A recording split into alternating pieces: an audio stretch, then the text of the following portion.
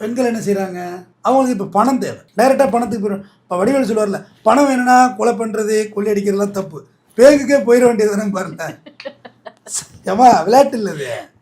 பணத்துக்காக கொலை பண்ணுறது கொள்ளையே தப்பு, பேங்கே போயிட வேண்டிய லெட்டர் எழுதுவார்ல, பேங்கை வெள்ளையடிக்க வந்திருக்க, கொள்ளையடிக்க வெள்ளை வாத்தியார நீ அவர் கரெக்டாக பேசுகிறாரு அப்படின்னு டேய் அப்படின்னு சொல்லி ஓடுவார்ல.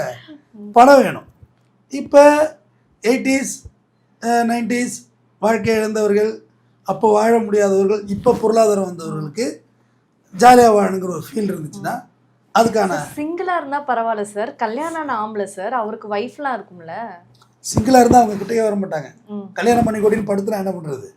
கல்யாணம்னா தான் இங்கே அலர்ச்சி ஆச்சே. கட்டில் ஓகே, கல்யாணம் not okay, no good sir, only living relationship.